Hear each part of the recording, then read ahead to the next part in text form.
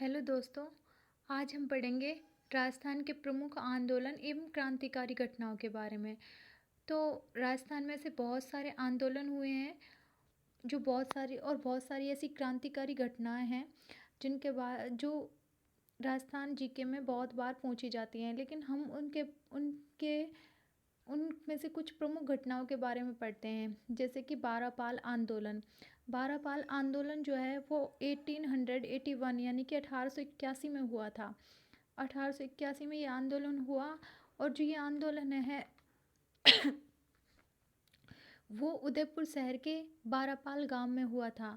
बारापाल गांव में ये जो आंदोलन हुआ था उसका कारण ये था कि एक भील मुखिया था और एक पुलिस कांस्टेबल था। उन दोनों के बीच में किसी बात को लेकर के झड़प हो जाती है, और झड़प या झगड़ा होता है वो इतना ज़्यादा बढ़ जाता है कि वो एक दूसरे को मार डालते हैं।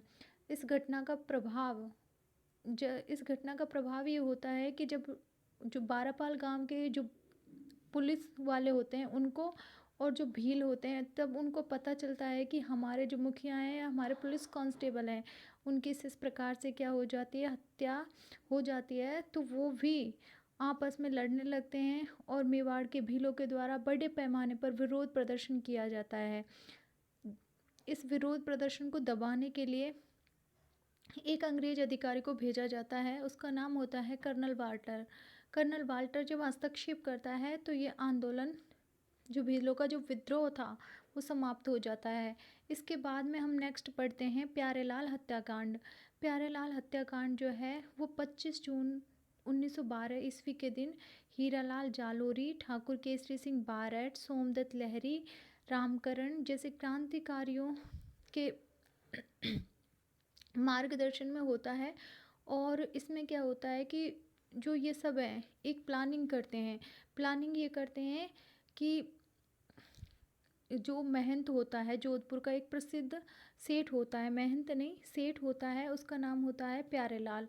उसको लूटने की प्लानिंग करते हैं और ये सोचते हैं कि उससे जो धन आएगा उससे हम हथियार खरीदेंगे और जो अंग्रेज़ों के विरुद्ध विरोध प्रदर्शन करेंगे, क्रांति को बढ़ावा देंगे। लेकिन जैसा इन्होंने सोचा था वैसा हो नहीं पाया। इस हत्याकांड में हीरालाल जालोरी जो है वो थोड़ा गुस्सैल किस्म का था, तो उसने प्लानिंग तो थी जो प्यारेलाल जो था उसको उसका धन लूटने की, लेकिन इन्होंने प्यारेलाल जो हीरालाल जालोरी है उसके द्वारा प्यारेलाल है उसकी हत्या कर दी जाती है। और इन सब में फिर ये जो सभी लोग हैं वो पकड़े जाते हैं, और केसरी सिंह बारैट, सोमदत्त लहरी और रामकरण, इन तीनों को तो इसमें 20-20 वर्ष की सज़ा होती है, लेकिन जो हीरालाल जालोरी है उसको 7 वर्ष की ही सज़ा होती है। तो इस प्रकार से ये हत्याकांड यहाँ पर संपन्न होता है। और सेठ प्यारेलाल की जो हत्या जो की थी वो हीरालाल जालोरिया उसके द्वारा की गई। अब आते हैं हम हार्डिंग बम कांड पर। हार्डिंग बम कांड 23 दिसंबर 1912 को। हार्डिंग बम कांड वही है जिसमें जोरावर सिंह बारठ और उनका जो भतीजा था प्रताप सिंह बारठ, दोनों ने प्लानिंग की थी। जो लॉर्ड हार्डिंग था वो बहुत ही कैसा अत्याचारी किस्म का व्यक्ति था, उसको मारने की इन लोगों ने प्लानिंग की, लेकिन ये उसमें सफल नहीं हो पाए। और उस जो हार्डिंग है उसकी जगह उनका जो अंगरक्षक था महावीर सिंह वो मारा जाता है और हार्डिंग बच जाता है। इसके बाद में हम पढ़ते हैं निमेज आरा महंत हत्याकांड। निमेज आरा महंत हत्याकांड में क्या होता है, ये होता है 20 मार्च 1913 ईस्वी के दिन।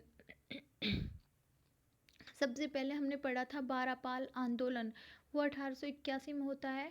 और फिर उसके बाद में प्यारेलाल हत्याकांड जून 1912 में होता है, 25 जून 1912। फिर इसके बाद में हार्डिंग बम कांड ये होता है 30 दिसंबर 1912।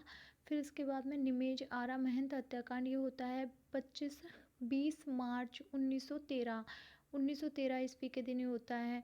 20 मार्च 1913 ईस्वी के दिन विष्णुदत्त के नेतृत्व में एक क्रांतिकारी जो दल था उसने धन प्राप्त करने के लिए निमेज निमेज जो जगह है वो बिहार में है, उसके एक महंत और उसके एक नौकर की हत्या की।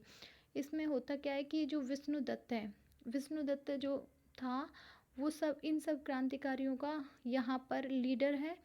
और उसने एक